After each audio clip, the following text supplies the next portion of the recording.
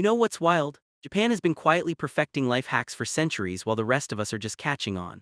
Today we're diving into 11 Japanese secrets that are so genius, honestly, they should be taught in schools worldwide. And if you're the kind of person who loves learning stuff that actually makes your life better, go ahead and hit that subscribe button right now because we're about to blow your mind. Let's start with something called Kaizen, and no, it's not some fancy martial art. It's actually way more powerful than that. Kaizen means continuous improvement, but here's the twist. We're not talking about massive overhauls or waiting for New Year's resolutions. The Japanese approach is about making tiny improvements every single day. Like 1% better, that's it. Japanese companies use this philosophy to dominate industries, but you can use it too. Want to get fit? Don't commit to 2 hours at the gym. Do 5 push-ups today. Tomorrow maybe 6. Want to learn a language? Study for 2 minutes, just 2. The secret is that these micro improvements compound over time, and before you know it, you've transformed your entire life without ever feeling overwhelmed. While everyone else is burning out trying to change everything overnight, you're steadily becoming unstoppable. The genius is in the sustainability. Next up, we need to talk about Shinrin-yoku, which translates to forest bathing. Now, before you imagine people literally bathing in the woods, hold on. Forest bathing is simply spending intentional time in nature, absorbing the atmosphere through all your senses. But here's where it gets scientific. Japanese researchers discovered that trees release compounds called phytoncides, which when we breathe them in, actually boost our immune system. We're talking measurable increases in natural killer cells that fight disease. A 2-hour forest bath can reduce stress hormones, lower blood pressure, and improve your mood for days afterward. And the Japanese take this so seriously that doctors actually prescribe it.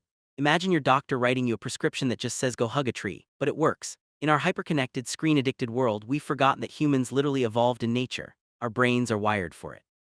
The Japanese never forgot this connection, and that's why they're consistently ranked among the healthiest populations on Earth. You don't need a fancy forest either. A park works. Any green space where you can unplug and just be present. Now let me introduce you to Ikigai, and this one might actually change how you see your entire life purpose. Ikigai means your reason for being. It's the thing that gets you out of bed in the morning, but the Japanese have turned this into a practical framework. Imagine 4 circles overlapping. First circle, what you love. Second, what you're good at. Third, what the world needs. Fourth, what you can be paid for. Your Ikigai sits right in the center where all 4 overlap. Most people focus on just 1 or 2 circles. They chase money but hate the work, or they love something but never monetize it. The magic happens when you find that sweet spot in the middle, and here's the beautiful part. In Okinawa, one of the world's blue zones where people regularly live past 100, they don't even have a word for retirement. Because when you're living your Ikigai, why would you stop? You're not grinding through work to escape it later. You're doing meaningful work that fulfills you, helps others, uses your talents, and supports your life. This isn't just career advice, it's a blueprint for a life without regret. Let's get practical with something you can use today. It's called the 5S system, or 5S, and it comes from Japanese manufacturing but applies to literally everything. The 5 S's are sort, set in order, shine, standardize, and sustain. Sounds corporate and boring, right? Wrong. This is how you organize your life so efficiently that you free up mental energy for what actually matters. Sort means get rid of what you don't need. Be ruthless. Set in order means everything has a designated spot. Your keys always go in the same place. Always. Shine means keep things clean and maintained. Not just for looks, but because when things are clean, you notice when something's wrong. Standardize means create systems and routines so you're not reinventing the wheel daily. And sustain means make it a habit, not a one-time cleanup. Japanese factories use this to achieve near zero defects. You can use it to never lose your wallet again and always have a clean kitchen without thinking about it.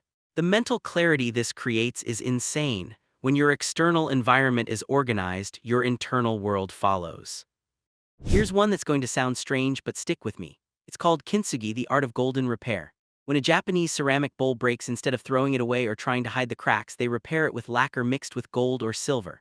The result, the breaks become the most beautiful part of the object. The piece is now more valuable and more beautiful because of its history. Now apply this philosophy to your life, your failures, your traumas, your broken moments. Those aren't things to hide or be ashamed of. They're part of your story, and when you integrate them with wisdom and self-compassion, they become your greatest strengths. That career that didn't work out led you to the one that did. That relationship that broke your heart taught you what you really need. The Japanese don't believe in hiding imperfection. They celebrate the journey and the scars that prove you lived it. In a world obsessed with Instagram perfection and hiding anything that's not flawless, kintsugi is a radical act of authenticity. Your cracks are where the light gets in. Now let's talk about something called Hara Hachibu, and this is a game changer for your health. It's a Confucian-inspired principle practiced in Okinawa, and it simply means eat until you're 80% full. That's it, just stop before you're stuffed. Sounds simple, but think about how we actually eat. We pile food on our plates and we finish everything because we were taught not to waste, or we eat until we're uncomfortably full. But here's the thing. Your brain takes about 20 minutes to register fullness, so when you feel full, you've actually overeaten. The Japanese stop at 80%, which is right when you're satisfied but not stuffed. This practice alone is credited as one of the reasons Okinawans have such low rates of heart disease and obesity. They're consuming fewer calories without dieting or suffering. They're just listening to their bodies. And before you think this is about restriction, it's actually about respect. Respect for your body, for the food, and for the experience of eating. When you eat slower and stop sooner, you taste more, you enjoy more, and you feel better. Try it for 1 week and watch what happens. Here's a secret that every student needs to know. It's called the Pomodoro technique, but wait, that's Italian, right? Yes, but the Japanese perfected the underlying concept through something deeper, the idea of intense focus followed by complete rest. In Japanese work culture, there's an understanding that the human brain cannot maintain peak focus for 8 straight hours. So instead of pretending to work all day while actually checking your phone every 3 minutes, you work in focused bursts. 25 minutes of complete undistracted focus on one task, then a 5-minute break where you completely disconnect. After 4 rounds, you take a longer break. The magic is in the intensity. When you know you only have to focus for 25 minutes, you can give it everything. No multitasking, no email, no notifications, just one thing. Studies show you'll accomplish more in 3 hours of focused work than most people do in an entire day of distracted effort. And the breaks aren't lazy, they're essential. Your brain needs time to process and reset. The Japanese understand that rest isn't the opposite of productivity, it's a component of it. Work hard, rest hard, that's the secret. Let's talk about wabi-sabi, which is probably the most misunderstood Japanese concept in the West. People think it just means rustic or vintage aesthetic, but it's so much deeper. Wabi-sabi is finding beauty in imperfection, impermanence, and incompleteness. It's the opposite of our Western obsession with new, shiny, and perfect. A weathered wooden table with scratches and worn edges, that's wabi-sabi. An asymmetrical handmade cup, wabi-sabi. The wrinkles on your face that show you've smiled for decades, also wabi-sabi. This philosophy teaches us to appreciate things as they are, not as we wish they were, and when you internalize this, it's incredibly freeing. You stop chasing some impossible standard of perfection. You stop feeling inadequate because your life doesn't look like a magazine. You start seeing the beauty in the real, the lived in, the authentic. Your home doesn't need to be a showroom. Your body doesn't need to be airbrushed. Your life doesn't need to be curated. The Japanese have known for centuries what we're just starting to remember. Perfection is boring. Real beauty lives in the flaws. Now here's something practical that can save you so much frustration. It's the Japanese concept of mottanae, which roughly translates to what a waste, but it's more than that. It's a sense of regret over waste and a commitment to use things fully. In Japan, this isn't just about recycling. It's a whole mindset. Before you throw something away, you consider if it can be repaired, repurposed, or used differently. That shirt with a stain become a cleaning rag, that jar from pasta sauce, storage container. Leftover food, tomorrow's lunch, not trash. But mottanae also applies to intangible things. Wasting time is mottanae. Wasting someone's effort is mottanae. Not using your talents, super mottanae. This philosophy creates a deep respect for resources and a creativity in how you use what you have. And in practical terms, it saves you money and reduces your environmental impact massively. The Japanese have one of the lowest waste rates per capita in the developed world, not because of some high-tech solution, but because of this simple mindset shift. Before buying something new, ask yourself, do I really need this, or am I being wasteful? Before throwing something out, ask, is there really no other use for this? You'll be amazed how much excess disappears from your life. Let's get into something called aobetori, and I need you to really hear this one because it might free you from years of anxiety. Aobetori comes from the Japanese names of 4 different trees: cherry, plum, peach, and apricot. Each blooms beautifully but in different ways and at different times. The message: don't compare yourself to others. You are not competing with anyone else's timeline or path. The cherry blossom is not better than the plum. They're different. One blooms earlier. One has a different color, but both are beautiful in their own time. In our social media age, we're constantly comparing our behind the scenes to everyone else's highlight reel. Your friend bought a house, your colleague got promoted, your classmate is traveling the world, and you feel behind. But aobetori reminds us that your journey is yours alone. Maybe you bloom later, maybe your bloom looks different. That doesn't make it less valuable. The Japanese understand that life isn't a race with one finish line. It's a garden with countless different flowers, all beautiful, all valid, all on their own schedule. When you stop comparing, you start living. You make decisions based on what's right for you, not what looks good compared to others. That's when real peace begins. Finally, let's talk about gammon, and this one is powerful but needs context. Gammon means enduring the unbearable with patience and dignity. It's about perseverance, self-control, and tolerance. Now, this can be misunderstood. It's not about suffering needlessly or never speaking up.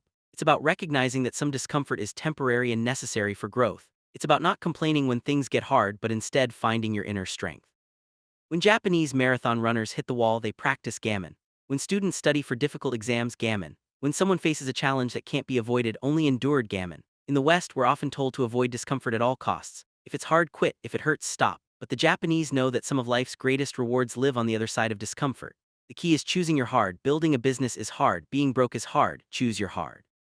Getting in shape is hard. Being unhealthy is hard. Choose your hard. Gammon isn't about being a martyr. It's about having the mental toughness to push through temporary difficulty for long-term gain. It's the opposite of our instant gratification culture, and it's why Japanese culture has produced such incredible discipline and achievement. Not because they're superhuman, but because they've cultivated the ability to sit with discomfort and keep going anyway.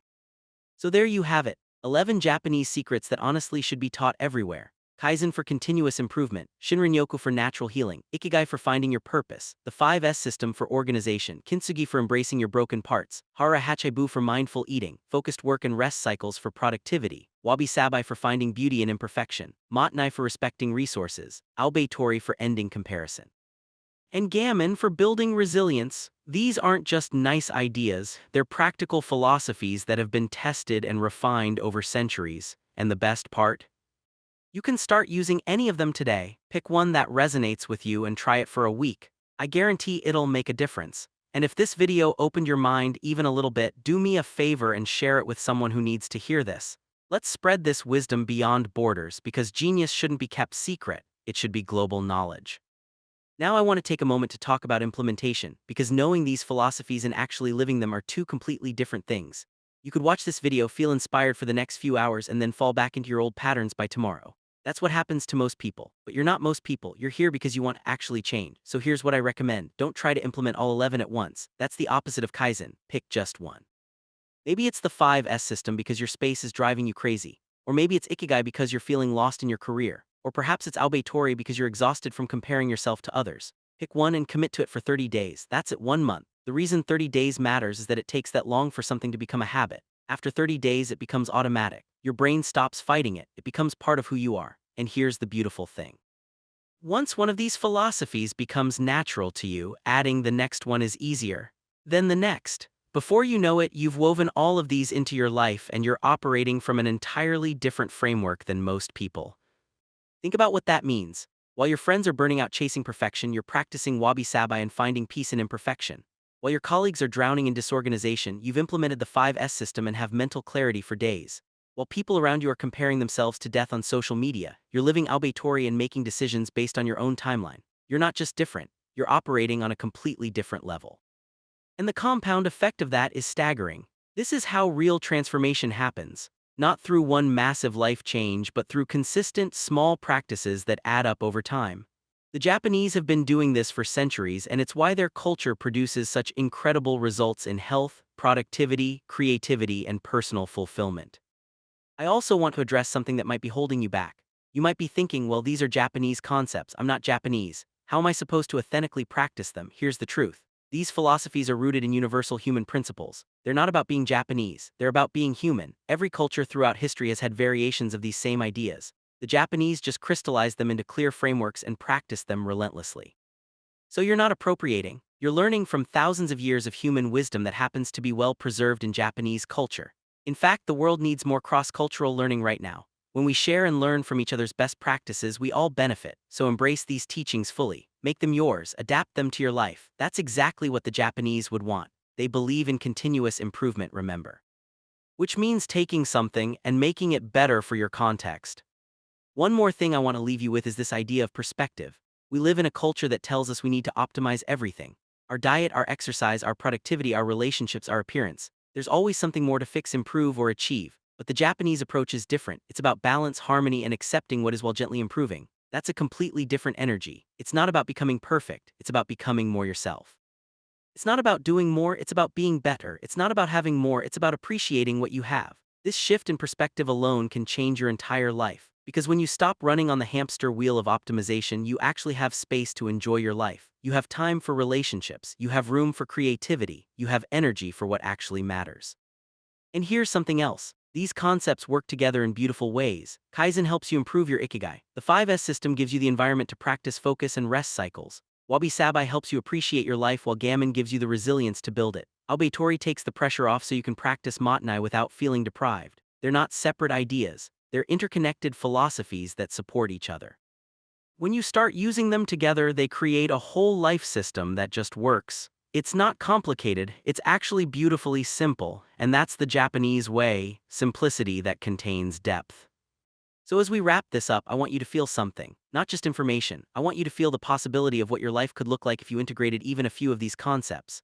Imagine waking up tomorrow and starting your day with intention. You know your ikigai. You've organized your space with the 5S system so everything has its place. You practice Kaizen, making one small improvement today. You practice Gammon when things get hard, knowing it's temporary.